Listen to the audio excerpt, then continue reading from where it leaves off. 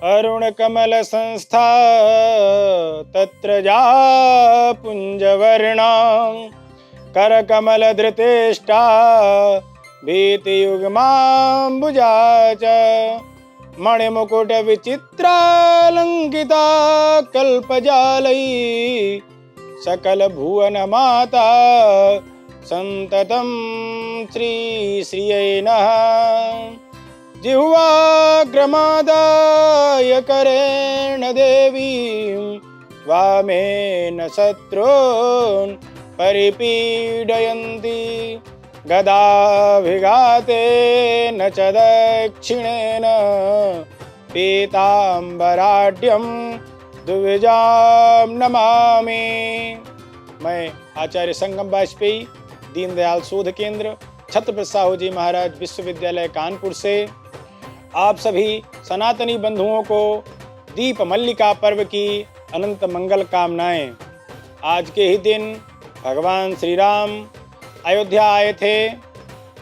अयोध्या वासियों ने दीप जला करके भगवान श्री राम जी का स्वागत किया था, उनके विजय का उत्सव मनाया था।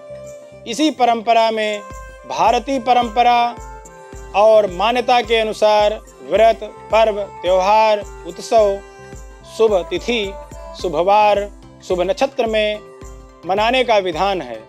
पाश्चात्य विद्वानों का कथन है कि जिन देशों में, जातियों में जितने अधिक पर्व मनाए जाते हैं, वह देश, वह जातियाँ उतने ही उन्नत होते हैं।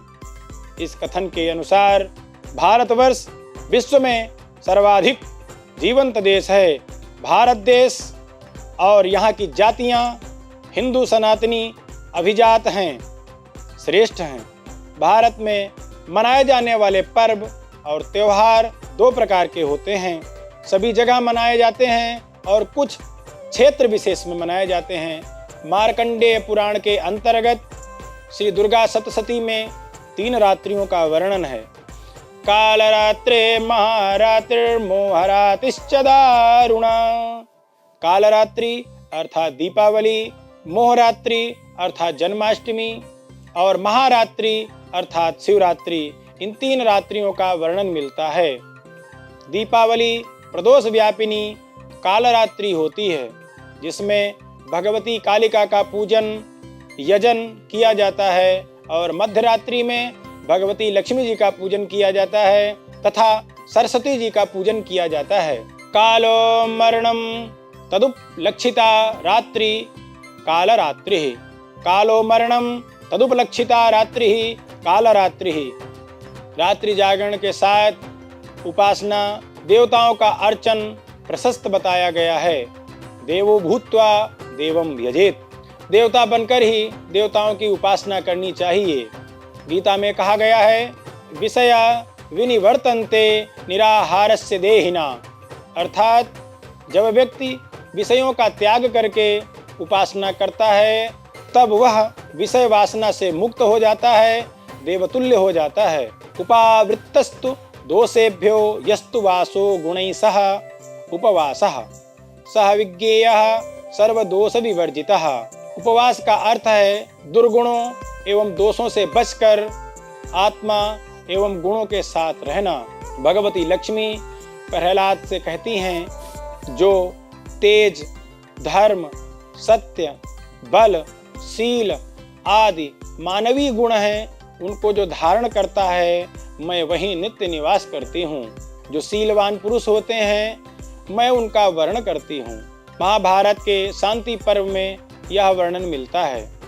दीपावली में 5 पर्व आते हैं, जिसमें धनतेरस, यम चतुर्दशी, दीपावली, अन्नकूट, गोवर्धन, यम द्वितीया, भैया दूज। धनतेरस में धन्वंतरी जी की जयंती के उपलक्ष्य में उनका पूजन करते हैं तथा सायंकाल में भगवती लक्ष्मी जी का पूजन किया जाता है।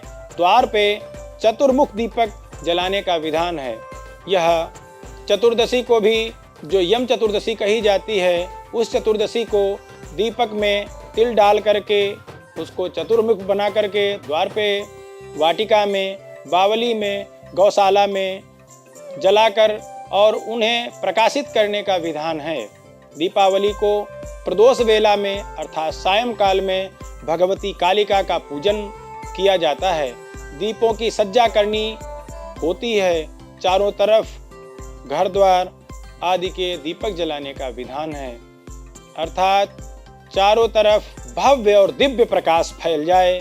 इसके बाद में भगवान गणेश भगवती लक्ष्मी जी का पूजन, द्वार पर स्वस्ति का निर्माण करना चाहिए और देहली विनायक का पूजन करना चाहिए।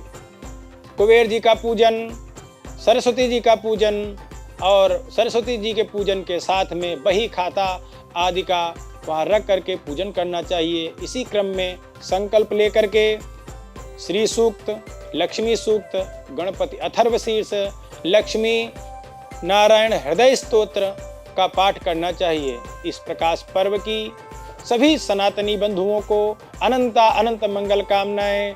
आपके घरों में शुभ लाभ नित्य निवास करें। जय भगवती महालक्ष्मी। नमो नमः।